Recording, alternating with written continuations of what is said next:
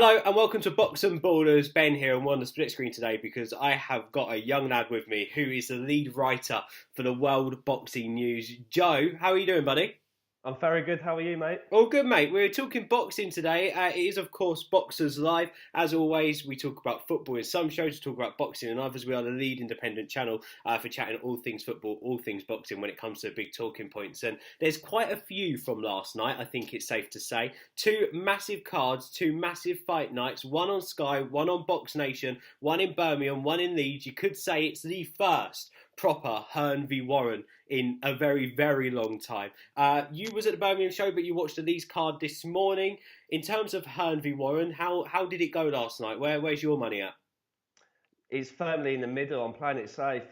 Watching both watching both fights live. The shows were great last night, and then looking at Warren's, there was some brilliant 50-50s. They both put on some great shows last night. Yeah, it was great. And as I always say, Warren, obviously, I think personally, he's changed the game. And Hearn's changed the game, and Warren's come in now and he's catching up with it, which is really nice to see BT and Box Nation really starting to push forward with their boxing cards. We'll get onto the show in a second, but first of all, you was at Birmingham. What was the atmosphere like? There was a big thing about tickets sold in Birmingham. I think there's about 6,000 sold in the end. It done really, really well. Loads of big fights on. So what was the atmosphere like? Yeah, the atmosphere was electric. 6,000 tickets sold. I'd say just over 5,000 were there. Okay. The biggest cheers for the night was when Sam Eggington knocked out his opponent Rodriguez in the 10th round. Firmly popular with the fans. That was the biggest atmosphere of the night. But yeah, it was rocking. 9 out of the 12 fights were fighters from local areas, so there was some real backing for them last night. Loads of UK talent on show last night. And let's start with Sam Eggington, shall we? I would say he's the hot property in UK boxing right now. He, of course, is a European welterweight champion. He was incredible last night. The KO was brutal. I think that's safe to say. And maybe the knockout of the year so far. Yeah, what many didn't realise last night was when he landed those vicious blows, his opponent was already knocked out on the ropes before going down. The knockout was phenomenal. He started off a little bit slow, but that's standard Sam Eggington. The fighter's he's just trying to get on the front foot, and then he just let his shots go. There's always a sense of Sam Eggington going into the fight with his confidence when he's got his guard down and he's saying, "Come on, come at me." And from round 6 onwards, it was phenomenal, and the crowd were going berserk. After the fight, he's just leaning over the ropes. The crowd were bouncing off him. It was great to see. Yeah, I mean, it's all well and easy saying that, he took on a guy, Rodriguez, who obviously wasn't as good as him on the day, but Rodriguez here was challenging with Sam for a European championship. Sam is the new, but you can't discredit opponents that way that some people have been doing. Sam here was taking on someone who's a very tough fighter, right? And he came through the test. Well, Rodriguez was the European champion, and 24 on 1. He had a good record. Incredible record. I looked at his fights, and even though a lot of people won't know who he's fought some real good Spanish opponents, and he's got a good shot on him. I'll tell you about that. Yeah, and he hit Sam. I was going to say, he hit Sam. It was a great fight. It was a really, really good fight. And obviously, the knockout blow from Sam was just the icing on the cake to the fight itself. Sometimes you need a great knockout like that, and Sam Eggington went and got it. Is it now time for Sam to push forward to that World Championship belt? Surely now it is his turn to become a British World Champion. Yeah, it's an incredible story. Just over a year ago, Bradley Skeet beaten on points. We didn't know where Eggington was going to go from that, but he's bounced back. One of the fight of the years against Frankie Gavin. Paul Malignaggi just sent into retirement, absolutely battered him. And another great performance. I think he needs to defend his European title 1 or 2 more times, but there's going to be calls for him to be fighting a world champion or Danny Garcia. I mean, Barry Hearn, after the fight, took to the microphone to say to everybody, "Listen, I want this guy fighting Garcia in Vegas by the end of the year." I love that from Barry Hearn as well, because you see Eddie at the front hall of everything, right? And Barry was in the changing rooms. Barry was absolutely loving it. He's a massive fan of Sam, isn't he, Barry? Yeah, but Barry's a huge fan, and let's not forget, Barry was the one who told Eddie about him. He spotted him in the shows when Eggington was classed as a journeyman, so he's been the biggest contributor in the rise of Eggington. and another guy, with British guy with a belt around his waist, Yafi, of course, the WBA super flyweight champion, should I say, managed to keep hold of that belt in a unanimous decision. It was a tough fight as well, wasn't it, for Cal? It seemed like it sort of picked up a bit later on for him. It wasn't the best of starts. What did you make of him? Yeah, it was a little bit of a slow start, should I say. It was a bit of a slow start. He took a few shots, but, he knocked him down in the second round, I believe. Mm-hmm. To be honest, we all thought it was going to be an early light's work after that, because how do you pronounce his name? Muranaka, something like that, anyway. The Japanese lad, he looked hurt in the early rounds, actually, following those shots. But as the rounds went on, he got tougher and tougher. And by round 7, I mean, I had Cal winning 10 out of the 12 rounds. Mm-hmm. By round 7, Cal realised, I'm not going to get this guy out. So he took his foot off the pedal and coasted to victory. But we can't forget, halfway through the fight, he broke his hand. Yeah, and of course, Cal to do it with that, to also sort of have that, how do you put it, experienced mindset to know how to manage the rest of that fight. As you said, he was clearly up on rounds. Muranaka came straight on. We thought we had a fight in our hands in that first round.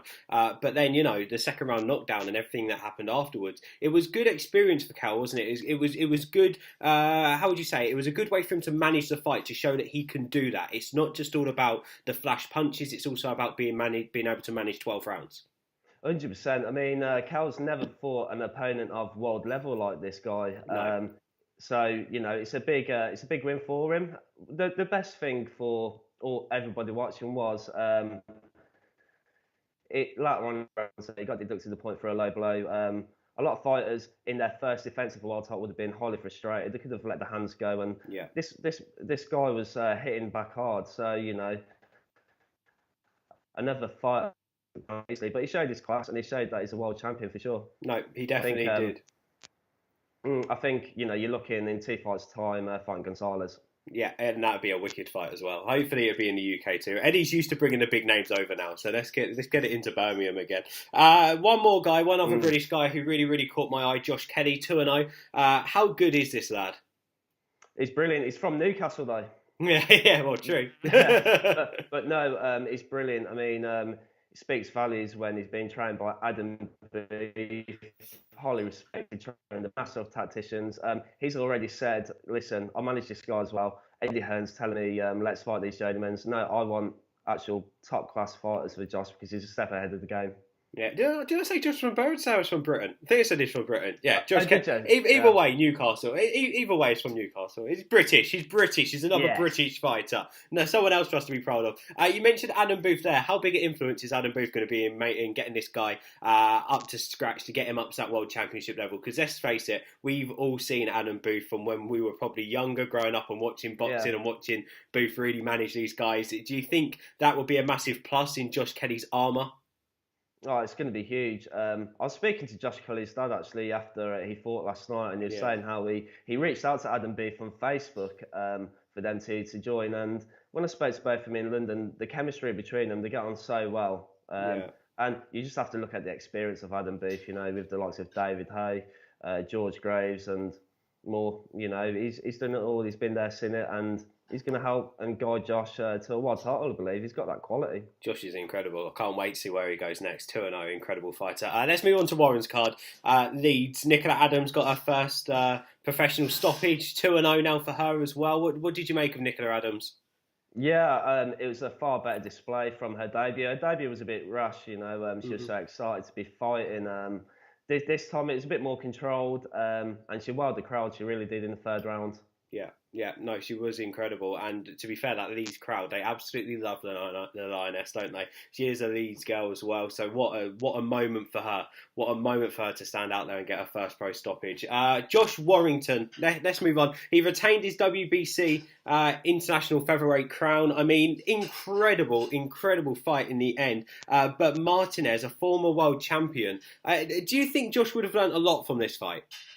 Oh, 100%. I mean, Martinez, he's had a few defeats on his card, and I'm not saying he underestimated him, but he would have definitely felt confidence going into it, and I don't think he expected the sort of pressure he faced from him.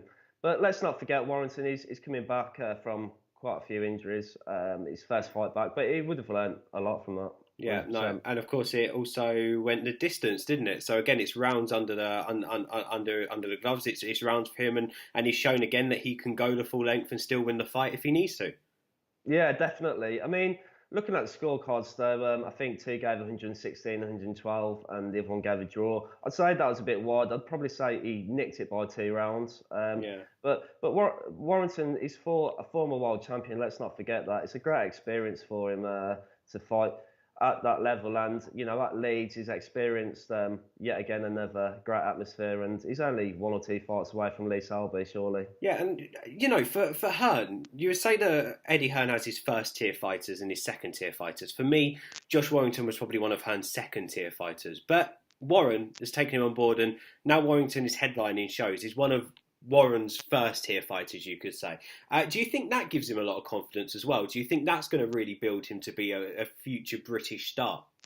100%. I think Warrington's also looked at Frank Warren's history with fighters, with your Jay Calzaghes and your Ricky Hattons, and he really built them a big fan base. At the same stage of Ricky Hatton's career, that they're probably on the same level of popularity, and he'll look at that and think, I can build a huge base and popular in Leeds, and they'll be looking to fight at Ellen Road next fight for sure. And that will surely be Lee Selby. Do you reckon the next fight, or do you reckon it might be one more after? I'd like to see Warrington have one more fight because it took him a while to get back in. He had a big fight. I think one more fight just to get some more rounds under his belt, because I believe Selby's got a mandatory to fight.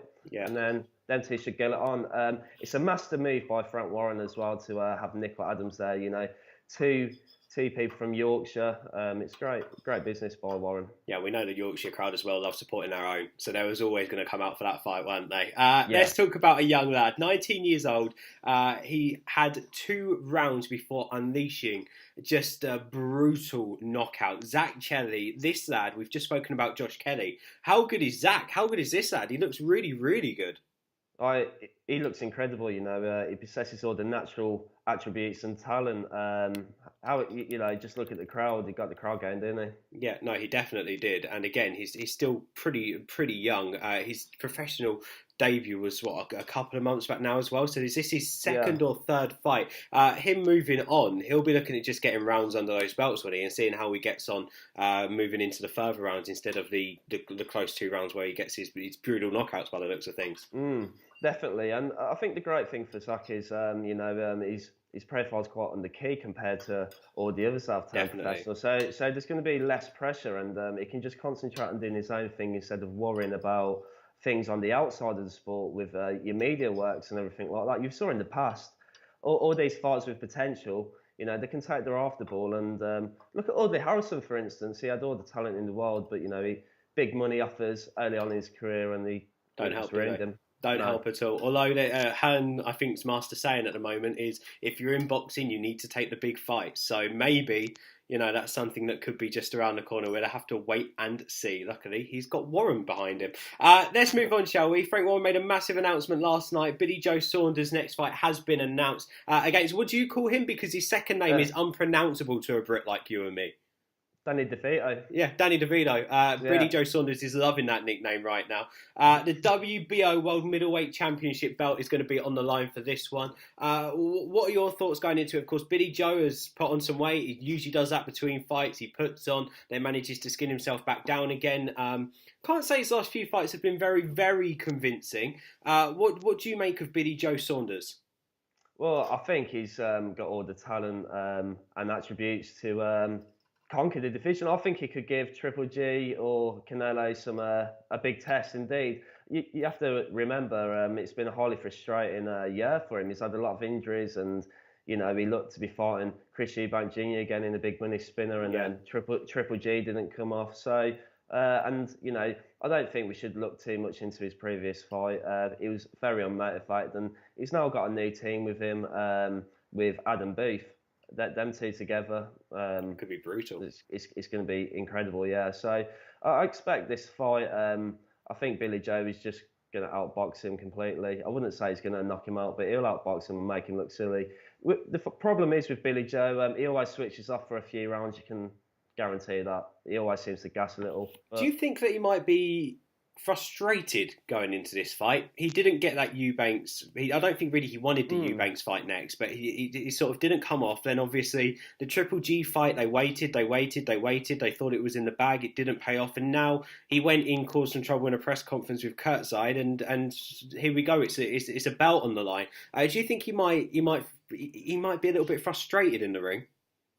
No, I don't think so. I think with the press conference as well, I think it was classic Billy Joe, just creating a bit of he saw the money. He knew what it would be. Creating the hype, but deep down, he might be thinking to himself, he's very loyal to Frank and he's criticised Hearn a lot. But if you look at it, if he's with Eddie Hearn, no doubt about it, him and Triple G would have already fought. Yeah, no, definitely. In my opinion. But time will tell. But, he's with Adam Booth now, who brings a lot of, calm and, everything's all good with Adam Booth. He brings that clarity, that Billy Joe experience as well. Yeah. So you've got Billy Joe down to take this belt easily? Yeah, I believe so. Yeah, well, we'll have a chat many, many days before this fight anyway. Of course, it's a bit far away yet. I think it's the start of July, and I think this might be a little bit of a master move by Warren, because Eddie Hearn's already said they're having July and August off. So he knows that he's not competing with any other fight on that weekend, so it's quite genius. We'll wait and see what happens with that. Of course, it'll be on Box Nation and BT Sport. I'm looking forward to the return of Billy Joe, and who knows, that's the date that Tyson Fury wants to return as well. Yeah, fingers crossed. Yeah. Who knows? We'll just have to wait and see. I'm sure we'll speak soon. Joe Hewlett, thank you very much, my friend. Pleasure as always. Thank you. Cheers. And congratulations, of course, to all the British boxers who won belts and came through some really tough fights last night. And Hearn and Warren, can we have this every weekend, please? A card from Matchroom, a card from Box Nation. It'd just be perfect, wouldn't it? 100%, yeah. Bring it on. It's just a shame it's not like a football sport where you do get a game every weekend. But hey, that loses the beauty of the big fights, doesn't it? Thank you guys for watching. We're Box and Ballers. Subscribe for more boxing content. We've got loads more coming for you over the next week, and we'll get some interviews on for you soon as well. And you'll see more of Joe very, very soon. We'll stick his app down in the description. Joe, thanks again, buddy, and we shall see you next time. Bye-bye for now.